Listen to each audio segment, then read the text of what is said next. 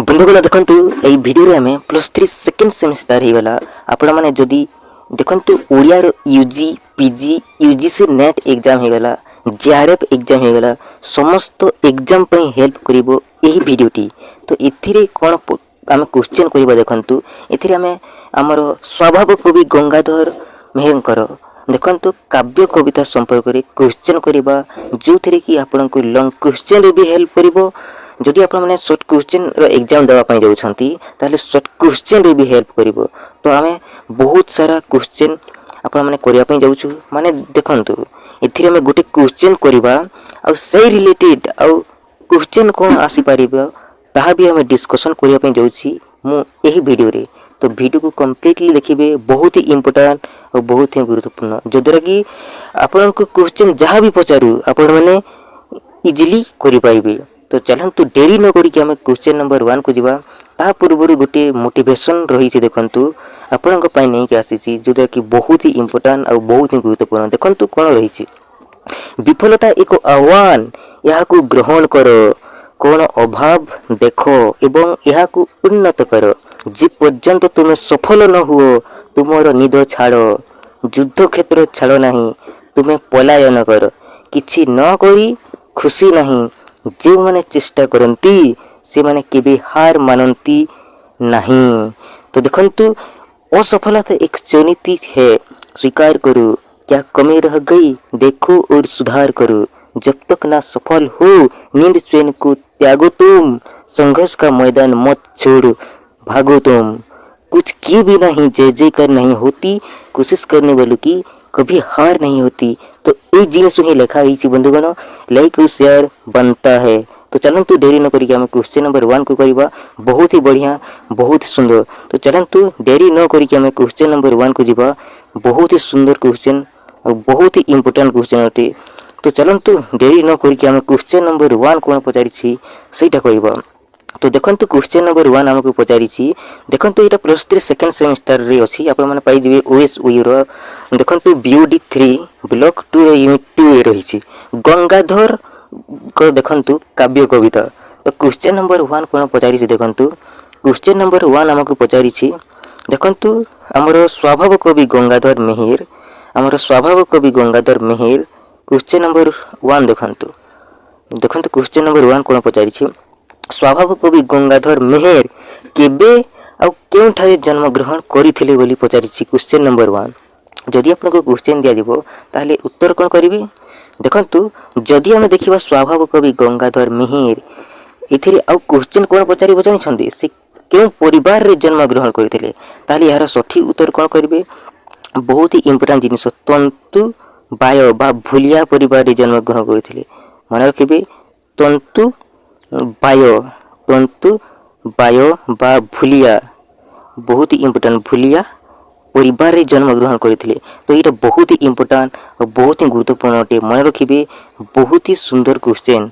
आ देखंतु ये स्वभाव कवि गंगाधर मेहेर गोटे गरीब परिवार रे जन्म ग्रहण करथिले आ केबे जन्म ग्रहण करथिले 1862 मसीहा देखंतु बरगढ़ जिल्ला रो बरपाली ठारे जन्म ग्रहण करथिले।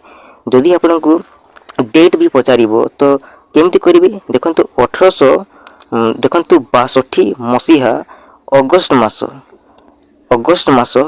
केते तारीख दिन जन्म ग्रहण करथिले 9 तारीख दिन जन्म ग्रहण करथिले। तो मने रखिबे स्वभाव कवि गंगाधर मेहेर 1862 मसीहा अगस्त मास 9 तारीख दिन जन्म ग्रहण करथिले हमर स्वभाव कवि गंगाधर मेहेर। आ क्वेश्चन कोन आसी पारे देखंतु जदि हम देखिबा देखंतु स्वभाव कवि कर देखंतु गंगाधर मेहेर को पिता को नाम और माता को नाम कोन जदि आपको क्वेश्चन दिया जिवो ताले उत्तर कोन करिवे देखंतु तांको पिता को नाम जदि हम देखिबा तांको पिता को नाम कोन चैतन्य मेहेर मन रखिबे तांको पिता को नाम होची चैतन्य मेहेर आ तांको माता को नाम कोन तांको माता को नाम होची सेवती देवी मन रखिबे सेवती देवी होची देखंतु स्वभाव कवि गंगाधर मेहेर को तांको माता को नाम और तांको पिता को नाम होची बंधुगण तांको पिता को नाम कोन चैतन्य मेहेर। तो मन रखिबे बहुत ही इंपोर्टेंट और बहुत ही गुरुत्वपूर्ण अटे। आ देखंतु मात्र देखंतु केते वर्ष बयस रे ଚାଟଶାଳୀ ଭାଙ୍ଗି ଯିବାରୁ ଦେଖନ୍ତୁ ଯଦି ଆମେ ଦେଖିବା ଚାଟଶାଳୀ ସେ ବହୁତ ଥର ସେ ଶିଖିବା ପାଇଁ ସେ ଚାଟଶାଳୀରେ କ'ଣ କରୁଥିଲେ ବାଲକମାନଙ୍କୁ ସେ ଅଧ୍ୟୟନ କରିବା ପାଇଁ ଡାକିଥିଲେ। ଗୋଟେ ଚାଟଶାଳୀ ଖୋଲିଥିଲେ ସ୍ୱଭାବ କବି ଗଙ୍ଗାଧର ମେହେର ଯେତେବେଳେ ଛୋଟ ଥିଲେ 6 ବର୍ଷ 7 ବର୍ଷ ଏ ବାଲକ ସମୟରେ ଚାଟଶାଳୀରେ ସେମାନେ କ'ଣ କରୁଥିଲେ ତାଙ୍କ ଘରେ ସେଥିରେ ବହୁ ବାଲକମାନେ କ'ଣ କରୁଥିଲେ ଅଧ୍ୟୟନ କରୁଥିଲେ। ଯେତେବେଳେ 7 ବର୍ଷ ବୟସ ହୋଇଥିଲା ସେ ଚାଟଶାଳୀକୁ ଭାଙ୍ଗି ଦେଇଥିଲେ। ତାପରେ ତାଙ୍କର ପିତା ଚୈତନ୍ୟ ମେହେର ଆହୁରି ଦେଖନ୍ତୁ କିଣି ଦେଇଥିଲେ। ତ ବହୁତ ଇମ୍ପୋର୍ଟାଣ୍ଟ ଜିନିଷ। ଆଉ ସେ ଚାଟଶାଳୀରେ କ'ଣ ସେ ଶିଖାଉଥିଲେ ଦେଖନ୍ତୁ ସେ କ'ଣ ଶିକ୍ଷା ଦେଇଥିଲେ ତାଙ୍କର ପିତା ସେ କ'ଣ ଶିଖୁଥିଲେ ସେ ଚାଟଶାଳୀରେ ଦେଖନ୍ତୁ କ'ଣ ଶିଖୁଥିଲେ ସେ ନାମରତ୍ନ ଗୀତା କ'ଣ ଶିଖୁଥିଲେ ନାମରତ୍ନ ଗୀତା ଦେଖନ୍ତୁ ବହୁତ ଇମ୍ପୋର୍ଟାଣ୍ଟ ଜିନିଷ ଯେ ଚାଟଶାଳୀରେ କ'ଣ ଶିଖୁଥିଲେ ଏଇଟା ବି ବହୁତ ଇମ୍ପୋର୍ଟାଣ୍ଟ ଜିନିଷ। ନାମ ରତ୍ନ ଗୀତା ହେଇଗଲା ଭାଗବତ ହେଇଗଲା ଆଉ ମଥୁରା ମଙ୍ଗଳ ଏଇଗୁଡ଼ିକୁ ସେ ଗାଇବା ପାଇଁ ଶିଖୁଥିଲେ ସେ ଚାଟଶାଳୀରେ ଆମର ସ୍ୱଭାବ କବି ଗଙ୍ଗାଧର ମେହେର। ତାପରେ ଦେଖନ୍ତୁ ପରବର୍ତ୍ତୀ କ୍ୱେଶ୍ଚିନ୍ କ'ଣ ରହିଛି ଦେଖନ୍ତୁ ଯଦି ଆପଣଙ୍କୁ କ୍ୱେଶ୍ଚିନ୍ ଦିଆଯିବ ଯେ ଆମର ସ୍ୱଭାବ କବି ଗଙ୍ଗାଧର ମେହେର ଦେଖନ୍ତୁ 10 ବର୍ଷ ବୟସରେ ବିବାହ ହୋଇଥିଲେ କାହାକୁ କରିଥିଲେ ଯଦି ଆପଣଙ୍କୁ କ୍ୱେଶ୍ଚିନ୍ ଦିଆଯିବ ତାହେଲେ ଏହାର ସଠିକ୍ ଉତ୍ତର କ'ଣ ହେବ ସେବତୀ ଦେବୀ ହେଇଯିବ ସଠିକ୍ ଉତ୍ତର ସେବତୀ ଦେବୀ। ତାପରେ ଦେଖନ୍ତୁ ଯଦି ଆପଣଙ୍କୁ କ୍ୱେଶ୍ଚିନ୍ ଦିଆଯିବ ଯେ ସ୍ୱଭାବ କବି ଗଙ୍ଗାଧର ମେହେରଙ୍କ ପ୍ରଥମେ କ'ଣ ରଚନା କରିଥିଲେ ଯଦି ଆପଣଙ୍କୁ କ୍ୱେଶ୍ଚିନ୍ ଦିଆଯିବ କେଉଁ କାବ୍ୟ ପ୍ରଥମେ ରଚନା କରିଥିଲେ ସ୍ୱଭାବ କବି ଗଙ୍ଗାଧର ମେହେର ତାହେଲେ ଏହାର ସଠିକ୍ ଉତ୍ତର କ'ଣ କରିବେ ରସ ରତ୍ନାକର କରିଦେବେ। ଏହାର ସଠିକ୍ ଉତ୍ତର ହେଇଯିବ ରସ ରତ୍ନାକର। ବହୁତ ଇମ୍ପୋର୍ଟାଣ୍ଟ ବହୁତ ସୁନ୍ଦର। ତାପରେ ଦେଖନ୍ତୁ ପରବର୍ତ୍ତୀ କ୍ୱେଶ୍ଚିନ୍ କ'ଣ ପଚାରିଛି ତ ଆମେ ଦେଖନ୍ତୁ ଗୋଟେ କ୍ୱେଶ୍ଚିନ୍ ଏଥିରେ ରହିଛି କିନ୍ତୁ ଆମେ କେତୋଟି କ୍ୱେଶ୍ଚିନ୍ କଲେ ବହୁତ ସାରା ଆମେ ଏମିତି କ୍ୱେଶ୍ଚିନ୍ କରିବା ପାଇଁ ଯାଉଛୁ। ତ ଲାଇକ୍ ଓ ସେୟାର କରିବା ପାଇଁ ଭୁଲିବେ ନାହିଁ ବହୁତ ଇମ୍ପୋର୍ଟାଣ୍ଟ ଆଉ ବହୁତ ଗୁରୁତ୍ୱପୂର୍ଣ୍ଣ। ଆଉ ଏ ରସ ରତ୍ନାକର ଯଦି ଆପଣଙ୍କୁ କ୍ୱେଶ୍ଚିନ୍ ଦିଆଯିବ ଯେ କେବେ ରଚନା କରିଥିଲେ ତାହେଲେ ଏହାର ସଠିକ୍ ଉତ୍ତର କ'ଣ କରିବେ 1882 ମସିହାରେ କେବେ 1882 ମସିହାରେ। ତ ବହୁତ ବଢ଼ିଆ ବହୁତ ସୁନ୍ଦର କ୍ୱେଶ୍ଚିନ୍। ତାପରେ ଦେଖନ୍ତୁ ପରବର୍ତ୍ତୀ କ୍ୱେଶ୍ଚିନ୍ କ'ଣ ପଚାରିଛି ଚୈତନ୍ୟ ମେହେର କିଏ ଏ ଚୈତନ୍ୟ ମେହେର ଦେଖନ୍ତୁ କିଏ ଅଟନ୍ତି ଯଦି ଆପଣଙ୍କୁ କ୍ୱେଶ୍ଚିନ୍ ଦିଆଯିବ କ'ଣ କରିବେ ଦେଖନ୍ତୁ ଗଙ୍ଗାଧର ମେହେରଙ୍କ ତାଙ୍କ ପିତା ଅଟନ୍ତି। ବହୁତ ବଢ଼ିଆ ବହୁତ ସୁନ୍ଦର। ତାପରେ ଦେଖନ୍ତୁ ପରବର୍ତ୍ତୀ କ୍ୱେଶ୍ଚିନ୍ କ'ଣ ପଚାରିଛି ଦେଖନ୍ତୁ ଗଙ୍ଗାଧର ମେହେରଙ୍କୁ କେଉଁ ଉପାଧି ମିଳିଛି କେଉଁ ଉପାଧି ସ୍ୱଭାବ କବି ଉପାଧି ମିଳିଛି ତାଙ୍କୁ ସ୍ୱଭାବ କବି ଗଙ୍ଗାଧର ମେହେର କୁହାଯାଏ। ତ ସ୍ୱଭାବ କବି ହେଇଯିବ ଏହାର ସଠିକ୍ ଉତ୍ତର। ତାପରେ ଦେଖନ୍ତୁ ପରବର୍ତ୍ତୀ କ୍ୱେଶ୍ଚିନ୍ କ'ଣ ପଚାରିଛି ଯଦି ଆପଣଙ୍କୁ କ୍ୱେଶ୍ଚିନ୍ ଦିଆଯିବ ଯେ ଗଙ୍ଗାଧର ମେହେର ରସ ରତ୍ନାକର କେବେ ରଚନା କରିଥିଲେ ବର୍ତ୍ତମାନ ମୁଁ କହିସାରିଛି 1882 ମସିହାରେ। ତ ବହୁତ ଇମ୍ପୋର୍ଟାଣ୍ଟ ବହୁତ ସୁନ୍ଦର। ତାପରେ ଦେଖନ୍ତୁ ପରବର୍ତ୍ତୀ କ୍ୱେଶ୍ଚିନ୍ କ'ଣ ପଚାରିଛି ବହୁତ ଇମ୍ପୋର୍ଟାଣ୍ଟ କ୍ୱେଶ୍ଚିନ୍ ଅଟେ। ପେନ୍ ଆଉ ପେପରକୁ ୟୁଜ୍ କରିବେ ଯଦି ଆପଣଙ୍କ ପାଖରେ ପେନ୍ ଆଉ ପେପର ନାହିଁ ତ ବାହାର କରିକି ଆପଣମାନେ ମଧ୍ୟ ଲେଖିବା ପାଇଁ ଆରମ୍ଭ କରନ୍ତୁ ଯଦ୍ୱାରା କି ବହୁତ ଇମ୍ପୋର୍ଟାଣ୍ଟ ଅଟେ ଆଉ ବହୁତ ହିଁ ଗୁରୁତ୍ୱପୂର୍ଣ୍ଣ ଅଟେ। ଯଦି ଆପଣଙ୍କୁ କ୍ୱେଶ୍ଚିନ୍ ଦିଆଯିବ ଯେ ରସ ରତ୍ନାକରରେ କେତେ ଗୋଟି ଛାନ୍ଦ ରହିଛି ତାହେଲେ ଏହାର ସଠିକ୍ ଉତ୍ତର କ'ଣ କରିବେ 8 ଗୋଟି ଛାନ୍ଦ ରହିଛି 8 ଗୋଟି ଛାନ୍ଦ ହେଇଯିବ ଏହାର ସଠିକ୍ ଉତ୍ତର। ତ ବହୁତ ଇମ୍ପୋର୍ଟାଣ୍ଟ ଅଟେ ଆଉ ବହୁତ ହିଁ ଗୁରୁତ୍ୱପୂର୍ଣ୍ଣ ଅଟେ। ତାପରେ ଦେଖନ୍ତୁ ପରବର୍ତ୍ତୀ କ୍ୱେଶ୍ଚିନ୍ କ'ଣ ପଚାରିଛି ଦେଖନ୍ତୁ ପରବର୍ତ୍ତୀ କ୍ୱେଶ୍ଚିନ୍ ଆମକୁ ପଚାରିଛି ଯେ ରସ ରତ୍ନାକର ଦେଖନ୍ତୁ ରସ ରତ୍ନାକର ଏ ରସ ରତ୍ନାକର କେଉଁ ଆଦ୍ୟ ଆଉ ପ୍ରାନ୍ତ ଦେଖନ୍ତୁ ଏ ରସ ରତ୍ନାକର ଯେଉଁ କାବ୍ୟ ପ୍ରଥମେ ରଚନା କରିଥିଲେ 1882 ମସିହାରେ। ତ ଏଥିରେ ଦେଖନ୍ତୁ ଆଦ୍ୟ ଆଉ ପ୍ରାନ୍ତ ବୁଝିପାରୁଛନ୍ତି ତ ଆଦ୍ୟ ମାନେ ହେଉଛି ପୂର୍ବ ଆଉ ପ୍ରାନ୍ତ ମାନେ ହେଉଛି ଶେଷ। ଦେଖନ୍ତୁ ଏ କାବ୍ୟର ପୂର୍ବରୁ ଯେତେବେଳେ ଆରମ୍ଭ କରନ୍ତି ସେ ପୂର୍ବରୁ ଆଉ ଲାଷ୍ଟରେ ସେ କେଉଁ ଅକ୍ଷରକୁ ସେ ରଚିତ କରିଥାନ୍ତି କେଉଁ ଅକ୍ଷର ନିୟମରେ ରଚିତ ହୋଇଛି ବୋଲି ପଚାରିଛି କ୍ୱେଶ୍ଚିନ୍ ଏ ରତ୍ନାକର। ତ ରକୁ ହିଁ ରଚିତ କରାଯାଇଛି। ଯଦି ଆପଣଙ୍କୁ କ୍ୱେଶ୍ଚିନ୍ ଦିଆଯିବ ଯେ ରସ ରତ୍ନାକର ଦେଖନ୍ତୁ କେଉଁ ଆଦ୍ୟ ଅକ୍ଷର ନିୟମରେ ରଚିତ ତାହେଲେ ଉତ୍ତର କ'ଣ କରିବେ ର ଅକ୍ଷର କେଉଁ ପ୍ରାନ୍ତ ଅକ୍ଷର ନିୟମରେ ରଚିତ? ତ ଉତ୍ତର କ'ଣ କରିବେ? ର କରିବେ ଏହାର ସଠିକ୍ ଉତ୍ତର। ତାପରେ ଦେଖନ୍ତୁ ପରବର୍ତ୍ତୀ କ୍ୱେଶ୍ଚନ୍ କ'ଣ ପଚାରିଛି, ଯଦି ଆପଣଙ୍କୁ କ୍ୱେଶ୍ଚନ୍ ଦିଆଯିବ ଯେ ରସ ରତ୍ନାକର ରେ କାହା ପ୍ରସଙ୍ଗ ବର୍ଣ୍ଣିତ, ତାହେଲେ ଏହାର ସଠିକ୍ ଉତ୍ତର କ'ଣ କରିବେ? ଉଷା ଆଉ ଅନିରୁଦ୍ଧ। ଏଇ ଜିନିଷକୁ ମନେ ରଖିବେ, ଉଷା ଆଉ ଅନିରୁଦ୍ଧ ଏଇଟା ବର୍ଣ୍ଣିତ ହୋଇଛି କେଉଁଥିରେ? ଦେଖନ୍ତୁ ରସ ରତ୍ନାକରରେ। ତ ବହୁତ ହି ଇମ୍ପୋର୍ଟାଣ୍ଟ ଅଟେ ଆଉ ବହୁତ ହି ଗୁରୁତ୍ୱପୂର୍ଣ୍ଣ ଅଟେ। ତ ଦେଖନ୍ତୁ ଏଇ ଉଷା ଆଉ ଅନିରୁଦ୍ଧ ଏଇଟା ରଚନା କରାଯାଇଛି। ତ ଯଦି ଆପଣଙ୍କୁ କ୍ୱେଶ୍ଚନ୍ ଦିଆଯିବ ଯେ ରତ୍ନାକର, ଏଇଟା ହେଉଛି ବହୁତ ହି ଇମ୍ପୋର୍ଟାଣ୍ଟ ଆଉ ବହୁତ ହି ଗୁରୁତ୍ୱପୂର୍ଣ୍ଣ। ଏ ରସ ରତ୍ନାକର କାବ୍ୟ 1882 ମସିହାରେ ଏଇଟା ହୋଇଥିଲା। ଆଉ ଦେଖନ୍ତୁ ଏ ଦେଖିପାରୁଛନ୍ତି ଉଷା କିଏ ଆଉ ଅନିରୁଦ୍ଧ କିଏ, ଏଇଟା ବି ଜାଣିବା ବହୁତ ହି ଇମ୍ପୋର୍ଟାଣ୍ଟ। ଯଦି ଆପଣଙ୍କୁ ଉଷା କିଏ, ତାହେଲେ ଏହାର ସଠିକ୍ ଉତ୍ତର କ'ଣ କରିବେ? ବାଣାସୁରର ତାର ଦେଖନ୍ତୁ ତାଙ୍କ କନ୍ୟା ଅଟେ ଇ ଦେଖନ୍ତୁ ଉଷା। ଆଉ ଅନିରୁଦ୍ଧ ହେଉଛି ଦେଖନ୍ତୁ ଶ୍ରୀକୃଷ୍ଣଙ୍କର ପୁତ୍ର ହେଉଛି ଅନିରୁଦ୍ଧ। ତ ଏଇ ଜିନିଷକୁ ମନେ ରଖିବା ବହୁତ ହି ଇମ୍ପୋର୍ଟାଣ୍ଟ ଆଉ ବହୁତ ହିଁ ଗୁରୁତ୍ୱପୂର୍ଣ୍ଣ। ତାପରେ ଦେଖନ୍ତୁ ପରବର୍ତ୍ତୀ କ୍ୱେଶ୍ଚନ୍ ଆଉ ବହୁତ ହିଁ ଗୁରୁତ୍ୱପୂର୍ଣ୍ଣ। ତାପରେ ଦେଖନ୍ତୁ ଆଉ କ'ଣ ପଚାରିଛି, ପରବର୍ତ୍ତୀ କ୍ୱେଶ୍ଚନ୍ ପଚାରିଛି ଯେ ଅହଲ୍ୟା ସ୍ତବକ ଗୀତିକାରେ କାହା ପ୍ରତି ଭକ୍ତି ଭାବ ପ୍ରକଟିତ ହୋଇଛି? ଅହଲ୍ୟା ସ୍ତବକ ଗୀତିକାରେ କାହା ପ୍ରତି ଭକ୍ତି ଭାବ ପ୍ରକଟିତ ହୋଇଛି? ଯଦି ଆପଣଙ୍କୁ କ୍ୱେଶ୍ଚନ୍ ଯେଉଁ ଜାଗାରେ ବି ଦେଖିବେ ଏମିତି କ୍ୱେଶ୍ଚନ୍, ତାହେଲେ ଉତ୍ତର କ'ଣ କରିବେ? ଶ୍ରୀରାମ। ଏହାର ସଠିକ୍ ଉତ୍ତର ହେଇଯିବ ଶ୍ରୀରାମ। ତାପରେ ଦେଖନ୍ତୁ ପରବର୍ତ୍ତୀ କ୍ୱେଶ୍ଚନ୍ କ'ଣ ପଚାରିଛି, ଅହଲ୍ୟା ସ୍ତବକ ଗୀତିକାରେ, ଏଇଟା ଗୋଟେ ଗୀତିକା ଅଟେ। ଅହଲ୍ୟା ସ୍ତବକ ଗୋଟେ ଗୀତିକା ଅଟେ। ଏଇଟା କେବେ ରଚିତ ହୋଇଥିଲା? ଯଦି ଆପଣଙ୍କୁ କ୍ୱେଶ୍ଚନ୍ ଦିଆଯିବ ତାହେଲେ ଏହାର ସଠିକ୍ ଉତ୍ତର କ'ଣ କରିବେ? 1892 ମସିହାରେ ଦେଖନ୍ତୁ ଏଇଟା କ'ଣ ହେଇଥିଲା? ରଚିତ ହୋଇଥିଲା, ଏଇଟା ପ୍ରକାଶିତ ହୋଇଥିଲା। ତାପରେ ଦେଖନ୍ତୁ ପରବର୍ତ୍ତୀ କ୍ୱେଶ୍ଚନ୍ କ'ଣ ପଚାରିଛି, ଯଦି ଆପଣଙ୍କୁ କ୍ୱେଶ୍ଚନ୍ ଦିଆଯିବ ଯେ ଇନ୍ଦୁମତୀ, ଦେଖନ୍ତୁ ଏଇ ଇନ୍ଦୁମତୀ ଏ କାବ୍ୟକୁ କିଏ ରଚନା କରିଥିଲେ? ସ୍ୱଭାବ କବି ଗଙ୍ଗାଧର ମେହେର। କେବେ ରଚନା କରିଥିଲେ? 1893 ମସିହାରେ। କେବେ ପ୍ରକାଶିତ ହୋଇଥିଲା?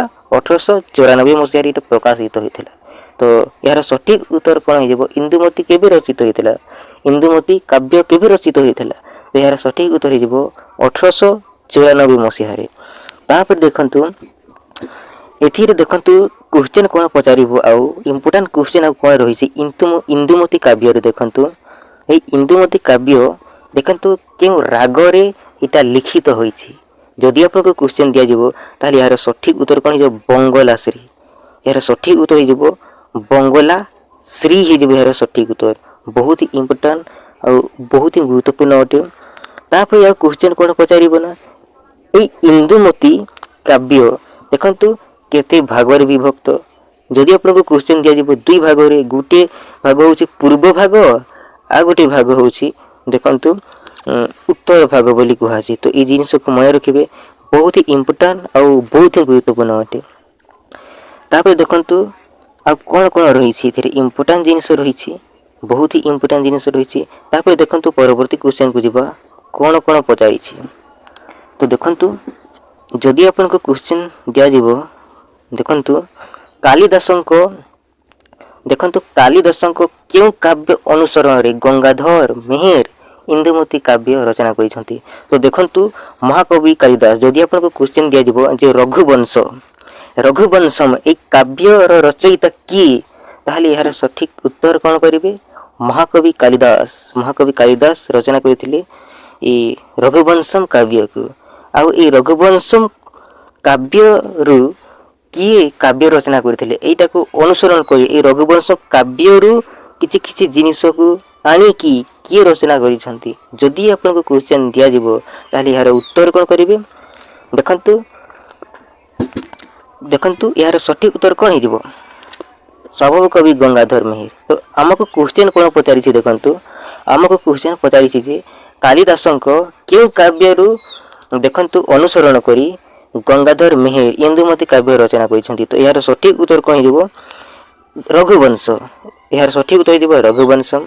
ତାପରେ ଦେଖନ୍ତୁ ପରବର୍ତ୍ତୀ କ୍ୱେଶ୍ଚନ୍ କ'ଣ ପଚାରିଛି, ଯଦି ଆପଣଙ୍କୁ କ୍ୱେଶ୍ଚନ୍ ଦିଆଯିବ ଯେ ଇନ୍ଦୁମତୀ କେଉଁ ପତ୍ରିକାରେ ପ୍ରକାଶିତ ହେଉଥିଲା, ତାହେଲେ ଏହାର ସଠିକ୍ ଉତ୍ତର କ'ଣ କରିବେ? ଉତ୍କଳ ପ୍ରଭା। ଉତ୍କଳ ପ୍ରଭା ଗୋଟିଏ ହେଉଛି ପତ୍ର ପତ୍ରିକା। ଏଇ ପତ୍ରିକାରେ ଦେଖନ୍ତୁ इंदुमती काव्य इटा प्रकाशित होइतला केबे प्रकाशित होइतला 1894 मसीह रे। तो ये जिनस को मन रखिबे। तापर देखंतु जदि आपनको क्वेश्चन दिया जिवो जे विदर्भ राजांक भौणी किए ताहले यार सठिक उत्तर कोन हे जिवो इंदुमती। इंदुमती किए ताहले उत्तर कोन करबे विदर्भ राजांक भौणी होउची इंदुमती। तापर देखंतु परवर्ती क्वेश्चन कोन पचारि छी। जदि आपनको क्वेश्चन दिया जिवो जे इंदुमती काहाकू पति रूपे ग्रहण करिथिले। जदि आपनको क्वेश्चन दिया जिवो ताहले यार सठिक उत्तर कोन करिवे राजकुमार अज। काहाकू राजकुमार अज। तो बहुत ही इंपोर्टेंट जिनस मन रखिबे। देखंतु विदर्भ राजजेमा बा देखंतु इंदुमती विवाह पई देखंतु स्वयंवर सभारे उपस्थित थिबा विभिन्न राजा मानकू ना पसंद करिवा माने पसंद न करी शेषरे कोन हला कौशल राजकुमार अजंकु देखंतु आकर्षित होई तांकर गलारे बर देखंतु बरण माला पिंधई पति रूपे ग्रहण करिथिले। तो जदि आपनको क्वेश्चन दिया जिवो जे इंदुमती काहाकू पति रूपे ग्रहण करिथिले ताहले यार सठिक उत्तर कोन करबे राजकुमार अज होई जिवो यार सठिक उत्तर। तापर देखंतु परवर्ती क्वेश्चन कोन पचारि छी।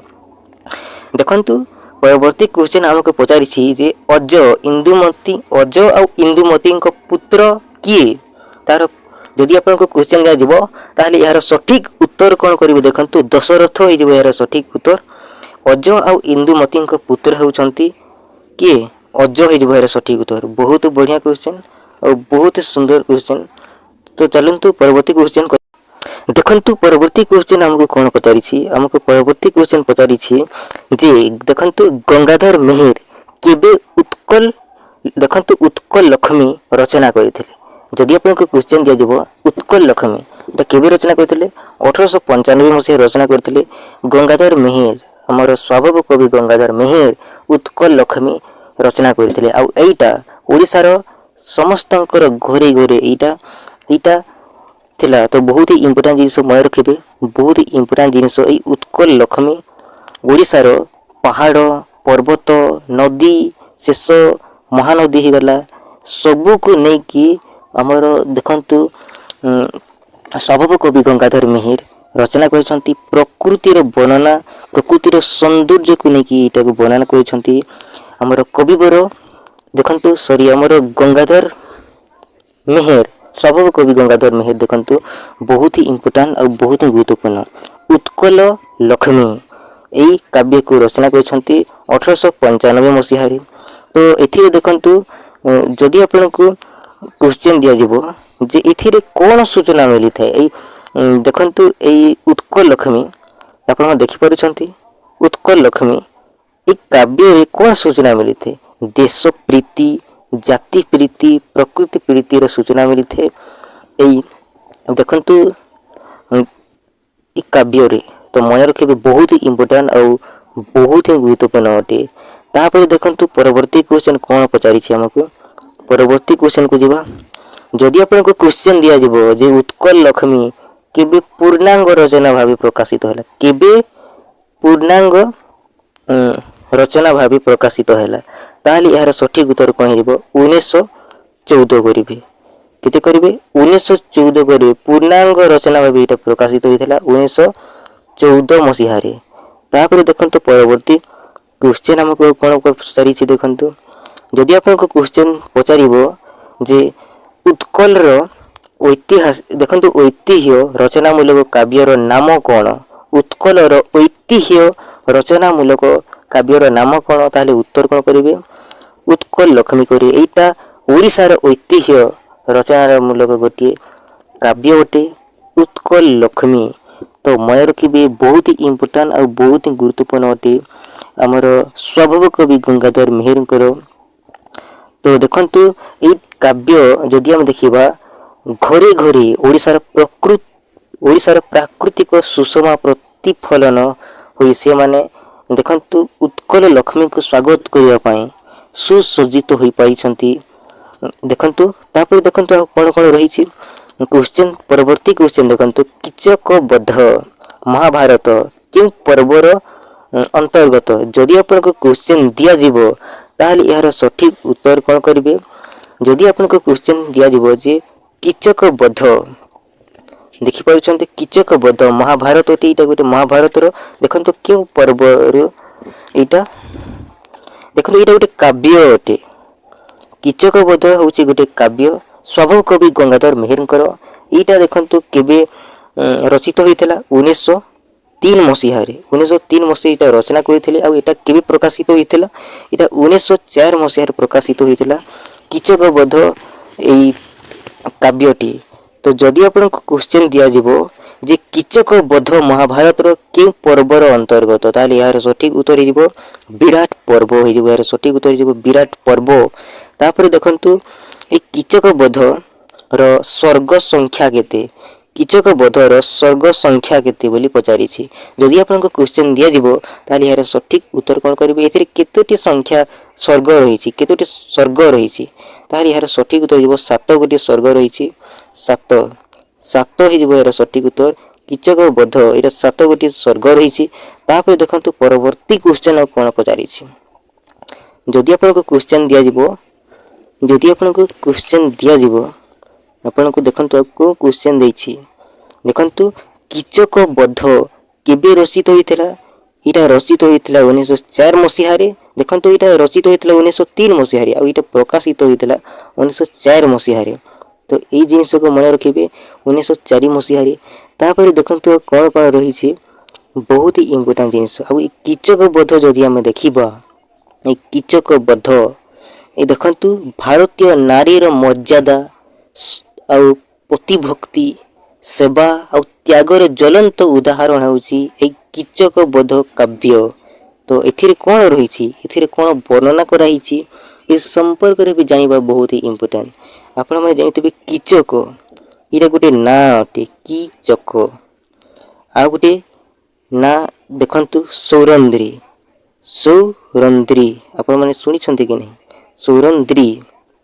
तो बहुत ही इंपोर्टेंट जिनिस देखंतु एथिरे कोन रही छी कीचक गोटे बलशाली व्यक्ति अटे गोटे लंफट पराक्रमी व्यक्ति अटे जने पुरुष देखंतु कामाध पुरुष देखंतु इस सौरंद्री को खराब उद्देश्य को व्यवहार करथला आउ देखंतु तार खराब उद्देश्य जगु देखंतु से विफल भी होइथिला तार उद्यम जगु विफल होइथिला।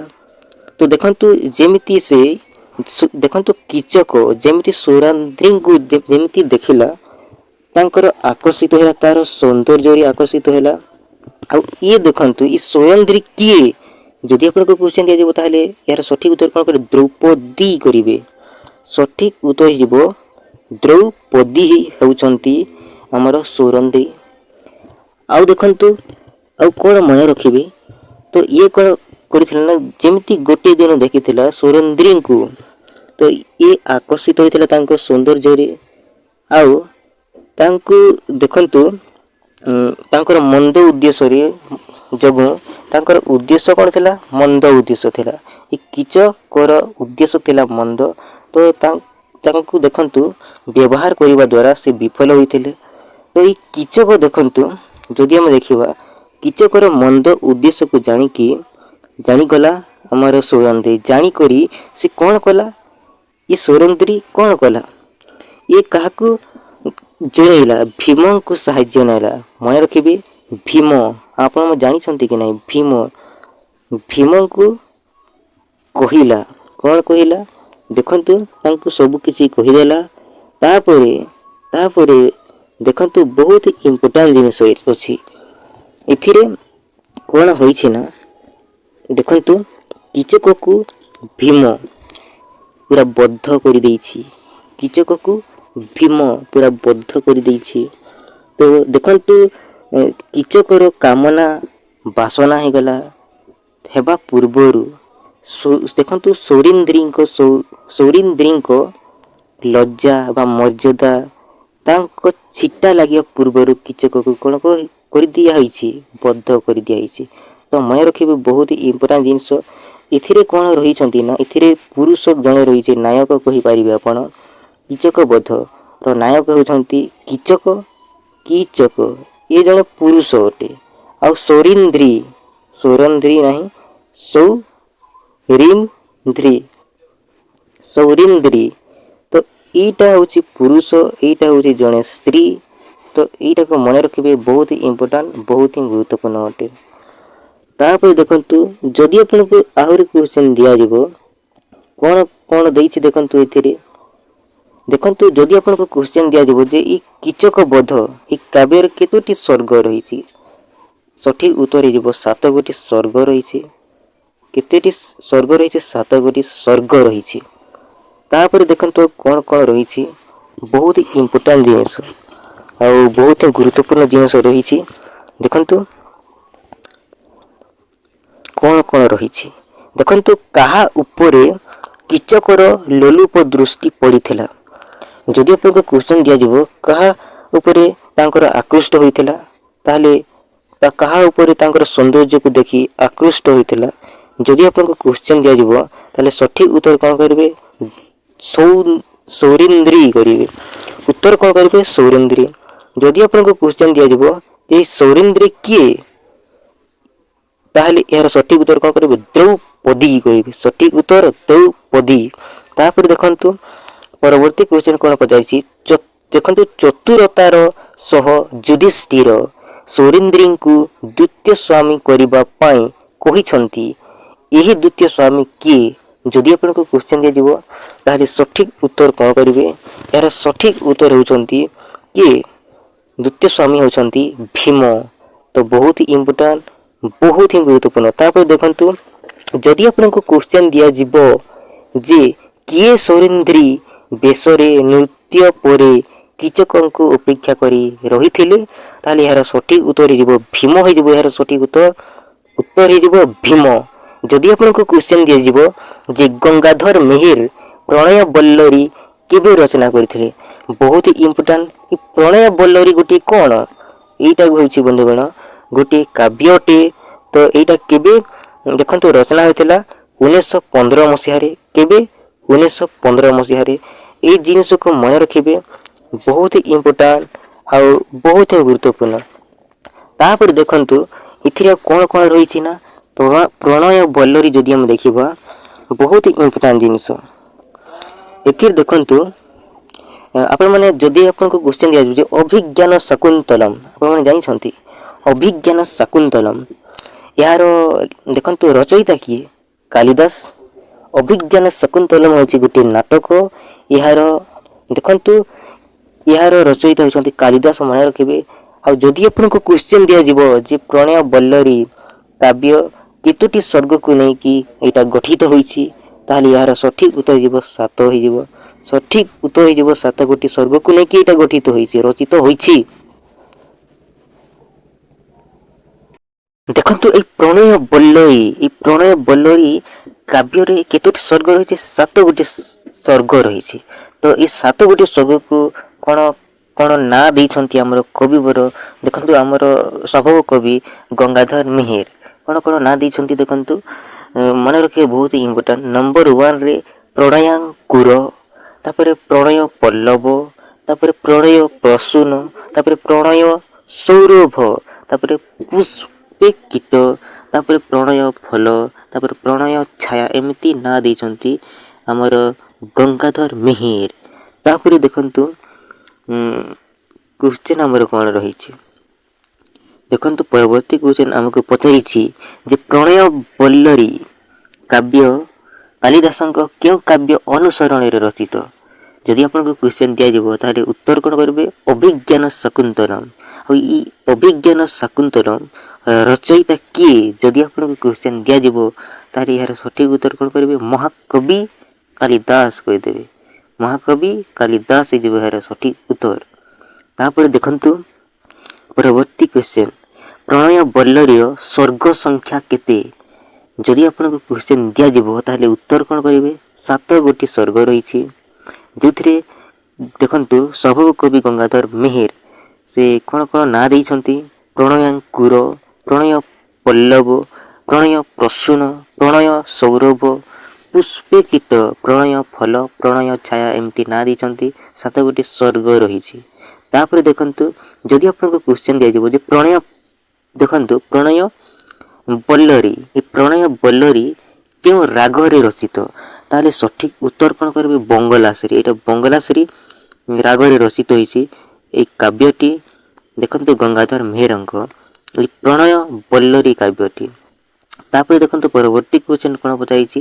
ତପସ୍ୱିନୀ, ଏ ତପସ୍ୱିନୀ କାବ୍ୟ ଦେଖନ୍ତୁ କେବେ ପୁସ୍ତକ ଆକାରରେ ପ୍ରକାଶିତ ହୋଇଥିଲା? ଯଦି ଆପଣଙ୍କୁ କ୍ୱେଶ୍ଚନ୍ ଦିଆଯିବ ତାହେଲେ ସଠିକ ଉତ୍ତର କ'ଣ କରିବେ? ପୁସ୍ତକ ଆକାରରେ କେବେ ପ୍ରକାଶିତ ହୋଇଥିଲା? এই ତପସ୍ୱିନୀ ଗୋଟେ କ'ଣ ଅଟେ? କାବ୍ୟ ଅଟେ। ତ ଗଙ୍ଗାଧର ମେହେର ସ୍ୱଭାବ କବି ଗଙ୍ଗାଧର ମେହେର ଦେଖନ୍ତୁ ଏଇଟା କେବେ ପ୍ରକାଶିତ ହୋଇଥିଲା? ଯଦି ଆମେ ଦେଖିବା ଏଇଟା କେବେ ରଚିତ ହୋଇଥିଲା, ଯଦି କ୍ୱେଶ୍ଚନ୍ ଦିଆଯିବ ତାହେଲେ ଉତ୍ତର କ'ଣ କହିବେ? 1912-13 କରିଦେବେ। ଆଉ କେବେ ପ୍ରକାଶିତ ହୋଇଥିଲା ଏଇଟା ଯଦି ଆପଣଙ୍କୁ କ୍ୱେଶ୍ଚନ୍ ଦିଆଯିବ ତାହେଲେ 1915 କହିଦେବେ। ଯଦି ଆପଣଙ୍କୁ ଅପସନ୍ ଦିଆଯାଇଥିବ ଯେ ଦେଖନ୍ତୁ ତାହେଲେ ଉତ୍ତର କ'ଣ କରିବେ? ଯଦି ଅପସନ୍ ଦେଇଥିବ 1915 ତାହେଲେ 1915 ହେଇଯିବ ସଠିକ ଉତ୍ତର। ଯଦି ନଥିବ ତାହେଲେ ତା ପାଖାପାଖି ଥିବ 1914 ଯଦି ଥିବ କରିଦେବେ। ଯଦି 1915 ନଥିଲେ 1914 କରିଦେବେ। ତ ଯଦି 1914 ଥିବ ତ 1914 ହେଇଯିବ ସଠିକ ଉତ୍ତର। ତ ମନେ ରଖିବେ, ବହୁତ ଇମ୍ପୋର୍ଟାଣ୍ଟ। ତାପରେ ଦେଖନ୍ତୁ ପରବର୍ତ୍ତୀ କ୍ୱେଶ୍ଚନ୍ ଆମକୁ ଆଉ କ'ଣ ପଚାରିଛି। ଆଉ ଏଇ ଦେଖନ୍ତୁ ତପସ୍ୱିନୀ ଏ କାବ୍ୟ ଗୋଟେ କ'ଣ? ଯଦି ଆପଣଙ୍କୁ କ୍ୱେଶ୍ଚନ୍ ଦିଆଯିବ ଏଇଟା କେଉଁ କାବ୍ୟ ଅଟେ? ଯଦି ଆପଣଙ୍କୁ କ୍ୱେଶ୍ଚନ୍ ଦିଆଯିବ ଯେ ଏଇ ତପସ୍ୱିନୀ କାବ୍ୟ ଗୋଟେ କେଉଁ ପ୍ରକାର କାବ୍ୟ ଅଟେ, ତାହେଲେ ଏହାର ସଠିକ ଉତ୍ତର କ'ଣ କରିବେ? ଏଇଟା ଗୋଟେ କାଲଜୟୀ କାବ୍ୟ ଅଟେ। ତପସ୍ୱିନୀ କାବ୍ୟ ଗୋଟେ କାଲଜୟୀ କାବ୍ୟ ଅଟେ। ମନେ ରଖିବେ, ବହୁତ ଇମ୍ପୋର୍ଟାଣ୍ଟ ଜିନିଷ। କାଲଜୟୀ କାବ୍ୟ ଅଟେ। ଆଉ ତାପରେ ଦେଖନ୍ତୁ ଆଉ ଯଦି ଆମେ ଦେଖିବା ତପସ୍ୱିନୀ କାବ୍ୟରେ ଦେଖନ୍ତୁ ରାମଚନ୍ଦ୍ର ଆଉ ସୀତା ଦୁଇଟି ମହାନ ଭାରତୀୟ ଆଦର୍ଶ ଏଥିରେ ଚରିତ ହୋଇଛି, ଏଥିରେ ବର୍ଣ୍ଣିତ ହୋଇଛି ତପସ୍ୱିନୀ କାବ୍ୟରେ। ଆଉ ଦେଖନ୍ତୁ ପରବର୍ତ୍ତୀ କ୍ୱେଶ୍ଚନ୍ କ'ଣ ପଚାରିଛି? ଯଦି ଆପଣଙ୍କୁ ଦିଆଯିବ ପରବର୍ତ୍ତୀ କ୍ୱେଶ୍ଚନ୍ ତାହେଲେ ଉତ୍ତର କ'ଣ କରିବେ? ଦେଖନ୍ତୁ ପରବର୍ତ୍ତୀ କ୍ୱେଶ୍ଚନ୍ ଆମକୁ ପଚାରିଛି ଯେ ତପସ୍ୱିନୀ କାବ୍ୟର ନାୟିକା କିଏ? ନାୟିକା ହେଉଛନ୍ତି ସୀତା ଆଉ ନାୟକ ହେଉଛନ୍ତି ରାମଚନ୍ଦ୍ର। ତ ସଠିକ ଉତ୍ତର ହେଇଯିବ ସୀତା। ତାପରେ ଦେଖନ୍ତୁ ପରବର୍ତ୍ତୀ କ୍ୱେଶ୍ଚନ୍ କ'ଣ ପଚାରିଛି? ଯଦି ଆପଣଙ୍କୁ କ୍ୱେଶ୍ଚନ୍ ଦିଆଯିବ ଯେ ଦେଖନ୍ତୁ କ୍ୱେଶ୍ଚନ୍ କ'ଣ ପଚାରିଛି? ରାଜ ଅଧିକାର ବ୍ୟାଜ ଅଟେ ମହାଦାସତୁର। ତ ଏଇ କଥାଟି କିଏ ଭାବିଛନ୍ତି ବୋଲି ପଚାରିଛି। ତ ଏଇ କଥା ସୀତା ଭାବିଛନ୍ତି। ସୀତା ହେଇଯିବ ସଠିକ ଉତ୍ତର। ଯଦି ଆପଣଙ୍କୁ କ୍ୱେଶ୍ଚନ୍ ଦିଆଯିବ ଯେ ସୀତା କେଉଁଠାରେ ନିଜ ଦୁଇ ପୁତ୍ରଙ୍କୁ ଜନ୍ମ ଦେଇଛନ୍ତି, ଯଦି ଆପଣଙ୍କୁ କ୍ୱେଶ୍ଚନ୍ ଦିଆଯିବ ତାହେଲେ ସଠିକ ଉତ୍ତର କ'ଣ କରିବେ? ବାଲ୍ମୀକିଙ୍କ ଆଶ୍ରମରେ। ତ ବାଲ୍ମୀକିଙ୍କ ଆଶ୍ରମରେ ହେଇଯିବ ଏହାର ସଠିକ ଉତ୍ତର, ବାଲ୍ମୀକିଙ୍କ ଆଶ୍ରମରେ। ତାପରେ ଦେଖନ୍ତୁ ପରବର୍ତ୍ତୀ କ୍ୱେଶ୍ଚନ୍ କ'ଣ ପଚାରିଛି? ଯଦି ଆପଣଙ୍କୁ କ୍ୱେଶ୍ଚନ୍ ଦିଆଯିବ ଯେ ସ୍ୱଭାବ କବି ଗଙ୍ଗାଧର ମେହେରଙ୍କ ରଚିତ ପଦ୍ମିନୀ ଗୋଟିଏ କେଉଁ ପ୍ରକାର କାବ୍ୟ ଅଟେ? ଏ ପଦ୍ମିନୀ ଗୋଟିଏ ହେଉଛି କାବ୍ୟ। ତ ଏଇଟା କେଉଁ ପ୍ରକାର କାବ୍ୟ ଅଟେ ବୋଲି ପଚାରିଛି। ତ ଏଇଟା ହେଉଛି ଐତିହାସିକ କାବ୍ୟ। ଏହାର ସଠିକ ଉତ୍ତର ହେଇଯିବ ଐତିହାସିକ କାବ୍ୟ ହେଇଯିବ।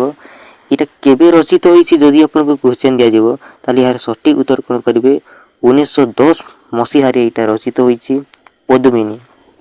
ଆଉ ଏଇ ପଦ୍ମିନୀ ପ୍ରଥମେ ଗଙ୍ଗାଧର ଦେଖନ୍ତୁ ଏଇ ପଦ୍ମିନୀ ପ୍ରଥମେ ଗଙ୍ଗାଧରଙ୍କ ଦେଖନ୍ତୁ 5 ଗୋଟି ସ୍ୱର୍ଗରେ ଏଇଟା ରଚନା କରାଯାଇଥିଲା। 5 ଗୋଟି ସ୍ୱର୍ଗରେ ଏଇ ପଦ୍ମିନୀ এই କାବ୍ୟଟି ପରବର୍ତ୍ତୀ ସମୟରେ ଗଙ୍ଗାଧର ମେହେର ଦେଖନ୍ତୁ ଆଉ 5 ଗୋଟିକୁ ଏଥିରେ ମିଶେଇ ଦେଲା, ଆଉ 5 ଗୋଟି ସ୍ୱର୍ଗକୁ ମିଶେଇ ଦେଲା। ତ ଟୋଟାଲ କେତୋଟି ହେଇଗଲା? 10ଟି ସ୍ୱର୍ଗ ହେଇଗଲା। ଯଦି ଆପଣଙ୍କୁ କ୍ୱେଶ୍ଚନ୍ ଦିଆଯିବ ଯେ ଦେଖନ୍ତୁ ଆମର ଗଙ୍ଗାଧର ମେହେରଙ୍କ ପଦ୍ମିନୀ କାବ୍ୟରେ ଆମର ଦେଖନ୍ତୁ କେମିତି କ୍ୱେଶ୍ଚନ୍ ପଚାରିବ? ଦେଖନ୍ତୁ ବହୁତ ଇମ୍ପୋର୍ଟାଣ୍ଟ ଜିନିଷ। ଯଦି ଆପଣଙ୍କୁ କ୍ୱେଶ୍ଚନ୍ ଦିଆଯିବ ଯେ ପଦ୍ମିନୀ এই କାବ୍ୟରେ କେତୋଟି ସ୍ୱର୍ଗ ରହିଛି ତାହେଲେ ଆପଣମାନେ କ'ଣ କରିବେ? 5 ଗୋଟି କରିଦେବେ। କିନ୍ତୁ ଯଦି ଆପଣଙ୍କୁ କ୍ୱେଶ୍ଚନ୍ ଦିଆଯିବ ଯେ ସବୁ ଯୋଡ଼ିକି ପୁରା ସମୁଦାୟ କେତୋଟି ସ୍ୱର୍ଗ ରହିଛି ଯଦି କ୍ୱେଶ୍ଚନ୍ ପଚାରିବ ତାହେଲେ ପଦ୍ମିନୀ କାବ୍ୟରେ ସମୁଦାୟ କେତୋଟି ସ୍ୱର୍ଗ ରହିଛି ଯଦି କ୍ୱେଶ୍ଚନ୍ ଦିଆଯିବ ତାହେଲେ ଉତ୍ତର କ'ଣ କରିବେ 10ଟି କରିବେ।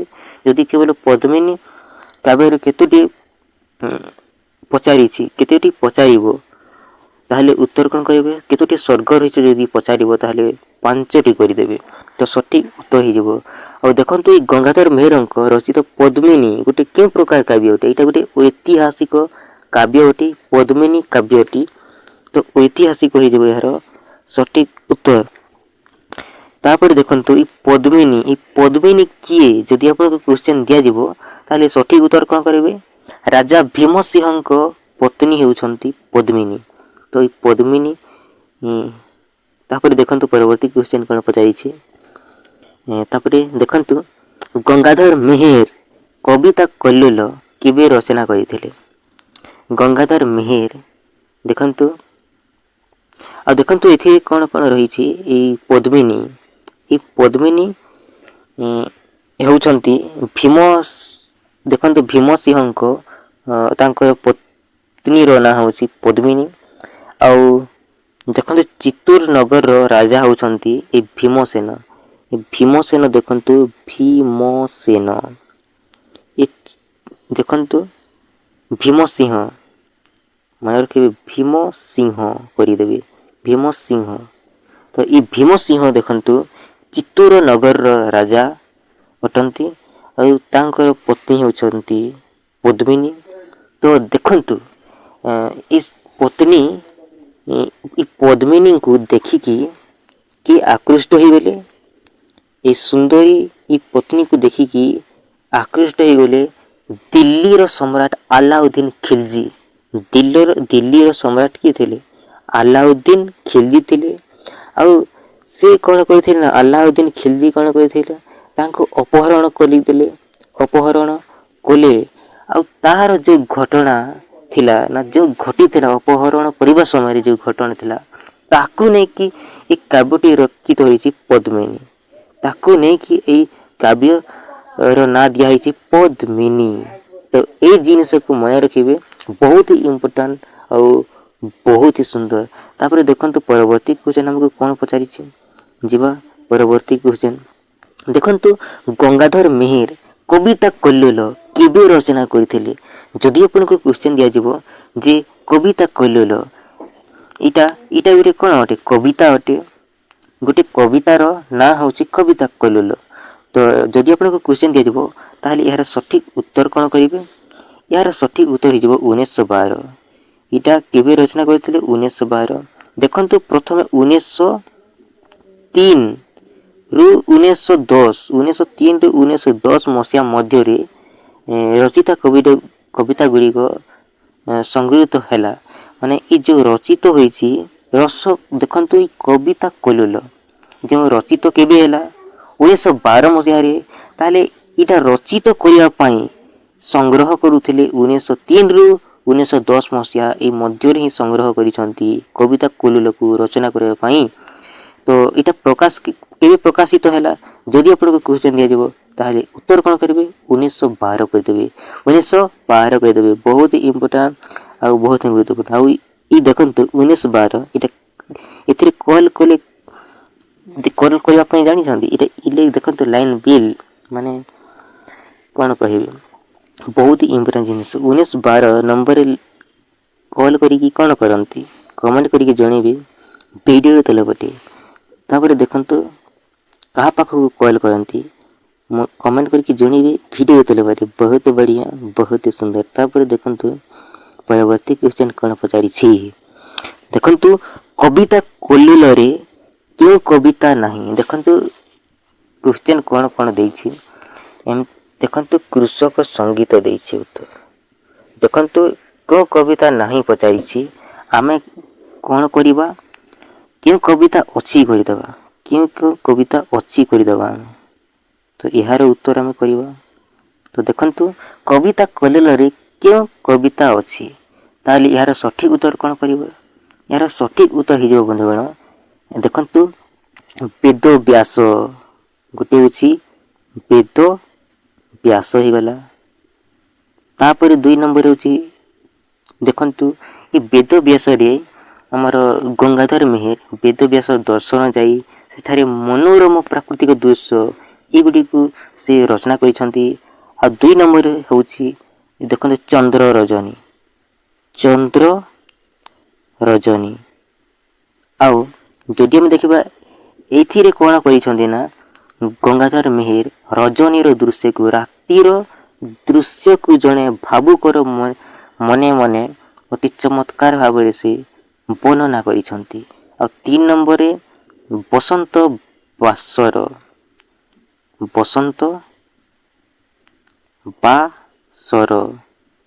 ଏଇଟା ରଚନା କରିଛନ୍ତି। ଏଇ କବିତା ଅଛି। ତ ଏଥିରେ କ'ଣ କ'ଣ ରଚନା କରାହେଇଛି ନା ଏଥିରେ ଦେଖନ୍ତୁ ବସନ୍ତ ଋତୁ ଆଗମନରେ ଆକାଶ ମଣ୍ଡଳ କିପରି ସଜୀବ ହୋଇ ଉଠିଥାଏ। ଦେଖନ୍ତୁ ପୁଣି ତାରାମାନେ କିଭଳି ପୃଥିବୀ ପୃଷ୍ଠରେ ଆଲୋକିତ ରହିଥାନ୍ତି ତାକୁ ଚମତ୍କାର ଭାବରେ ବର୍ଣ୍ଣନା କରିଛନ୍ତି। ଦେଖନ୍ତୁ ଗଙ୍ଗାଧର ମେହେର। ଆଉ କ'ଣ ରହିଛି, ଆଉ କ'ଣ କବିତା ଗୁଡ଼ିକ ରହିଛି ଏଇ କବିତା କୋଲଲରେ ଆଉ କେଉଁ କେଉଁ କବିତା ଗୁଡ଼ିକ ରହିଛି।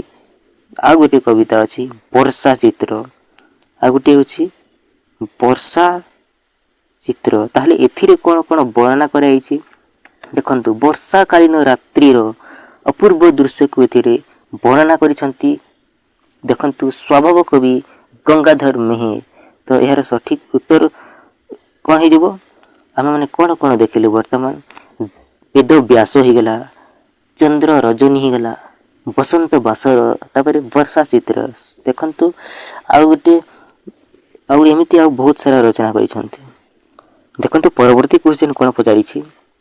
ଯଦି ଆପଣଙ୍କୁ କ୍ୱେଶ୍ଚନ୍ ଦିଆଯିବ ଯେ ଅର୍ଘ୍ୟଥାଳି କବିତା ସଂକଳନ ଗଙ୍ଗାଧର ମେହେର କେବେ ରଚନା କରିଥିଲେ। ଅର୍ଘ୍ୟଥାଳି ଏଇଟା ଗୋଟେ ହେଉଛି କବିତା। ଏ କବିତାକୁ ଆମର ସ୍ୱଭାବ କବି ଗଙ୍ଗାଧର ମେହେର କେବେ ରଚନା କରିଛନ୍ତି। ଯଦି ଆପଣଙ୍କୁ କ୍ୱେଶ୍ଚନ୍ ଦିଆଯିବ ତାହେଲେ ଏହାର ସଠିକ୍ ଉତ୍ତର କ'ଣ କରିବେ 1928। ଦେଖନ୍ତୁ 1918 କରିଦେବେ ଆପଣଙ୍କର ସଠିକ୍ ଉତ୍ତର ହେଇଯିବ। ଆଉ ଦେଖନ୍ତୁ ଯଦି ଆପଣଙ୍କୁ କ୍ୱେଶ୍ଚନ୍ ଦିଆଯିବ ଯେ ଏହି କବିତାଟି ଅର୍ଘ୍ୟଥାଳି କବିତାଟି ଦେଖନ୍ତୁ କେତେ ଗୋଟି କବିତାର ସମାହାରରେ ଏହି କବିତା ଗ୍ରନ୍ଥ ଗୋଟି ଗଠିତ ହୋଇଛି। କେତେ ଗୋଟି କବିତାର ସମାହାରରେ ଯଦି ଆପଣଙ୍କୁ କ୍ୱେଶ୍ଚନ୍ ଦିଆଯିବ ତାହେଲେ ଏହାର ସଠିକ୍ ଉତ୍ତର କ'ଣ ହେଇଯିବ 39ଟି। 39ଟି ଦେଖନ୍ତୁ 39 ଗୋଟି ମନୋଜ୍ଞ କବିତାର ସମାହାରରେ ଏଇ ଦେଖନ୍ତୁ ଅର୍ଘ୍ୟଥାଳି କବିତାଟି ରଚିତ ହୋଇଛି। ତ ଏଇଟା ସବୁଠାରୁ ଇମ୍ପୋର୍ଟାଣ୍ଟ ଅଟେ, ସବୁଠାରୁ ଗୁରୁତ୍ୱପୂର୍ଣ୍ଣ ଅଟେ। ତାପରେ ଦେଖନ୍ତୁ ପରବର୍ତ୍ତୀ କ୍ୱେଶ୍ଚନ୍ କ'ଣ ପଚାରିଛି। ଉତ୍କଳ ଭାରତୀଙ୍କ ଭକ୍ତି କବିତା କିଏ ରଚନା କରିଛନ୍ତି। ଯଦି ଆପଣଙ୍କୁ କ୍ୱେଶ୍ଚନ୍ ଦିଆଯିବ ତାହେଲେ ଏହାର ସଠିକ୍ ଉତ୍ତର ହେଇଯିବ ସ୍ୱଭାବ କବି ଗଙ୍ଗାଧର ମେହେର ଉତ୍କଳ ଭାରତୀଙ୍କ ଭକ୍ତି କବିତା ରଚନା କରିଛନ୍ତି ସ୍ୱଭାବ କବି ଗଙ୍ଗାଧର ମେହେର। ତାପରେ ଦେଖନ୍ତୁ ପରବର୍ତ୍ତୀ କ୍ୱେଶ୍ଚନ୍ କ'ଣ ପଚାରିଛି। ଦେଖନ୍ତୁ ମାତୃଭୂମି ମାତୃଭାଷାରେ ମମତା ଯାହା ହୃଦୟ ଜନମି ନାହିଁ ତାକୁ ଯଦି ଜ୍ଞାନୀ ଗଣରେ ଗଣିବା ଅଜ୍ଞାନ ରହିବେ ନାହିଁ।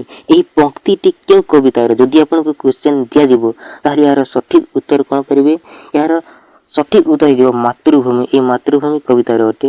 ଆଉ ଏହାର ଦେଖନ୍ତୁ ରଚୟିତା କିଏ, ଏହାର କବି କିଏ। ଯଦି ଆପଣଙ୍କୁ କ୍ୱେଶ୍ଚନ୍ ଦିଆଯିବ ତାହେଲେ ଏହାର ସଠିକ୍ ଉତ୍ତର ହେଇଯିବ ସ୍ୱଭାବ କବି ଗଙ୍ଗାଧର ମେହେର। ତାପରେ ଦେଖନ୍ତୁ ପରବର୍ତ୍ତୀ କ୍ୱେଶ୍ଚନ୍ କ'ଣ ପଚାରିଛି।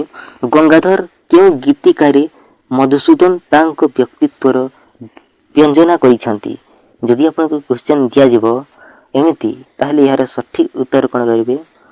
ଦେଖନ୍ତୁ ଗଙ୍ଗାଧର ମେହେର କେଉଁ ଗୀତିକାରେ ମଧୁସୂଦନ ଦାସଙ୍କ ବ୍ୟକ୍ତିତ୍ୱର ବ୍ୟଞ୍ଜନା କରିଛନ୍ତି। ତ ଏହାର ସଠିକ୍ ଉତ୍ତର ହେଇଯିବ ଉଦ୍ବୋଧନ। ତ ଏଥିରେ ହିଁ ସେ ଉଦ୍ବୋଧନ ଦେଇଛନ୍ତି। ତାପରେ ଦେଖନ୍ତୁ ଆଉ କ'ଣ ରହିଛି କ୍ୱେଶ୍ଚନ୍।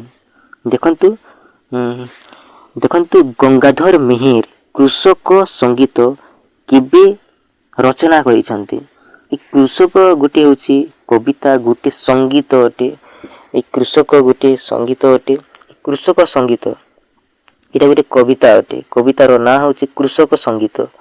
ତ ଏହାର କବି ହେଉଛନ୍ତି ସ୍ୱଭାବ କବି ଗଙ୍ଗାଧର ମେହେର। ତ ଏଇଟା କେବେ ରଚନା କରିଥିଲେ। ଯଦି ଆପଣଙ୍କୁ କ୍ୱେଶ୍ଚନ୍ ଦିଆଯିବ ତାହେଲେ ଏହାର ସଠିକ୍ ଉତ୍ତର କ'ଣ ହେଇଯିବ। यार सठिक उत्तर हो 1921 मसीह रचना करथिले।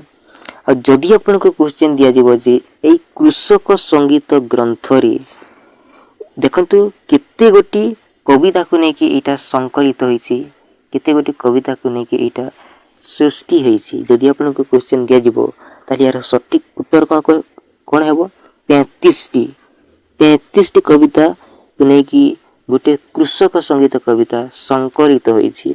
कहां द्वारा? स्वभाव कवि गंगाधर मेहरଙ୍କ द्वारा। तो एतिकी थिला क्वेश्चन। वीडियो टी केमिति लागला कमेंट करके जणेबे। चैनल ले नुआ थिले चैनल को सब्सक्राइब करे पे भूलिबे नाही।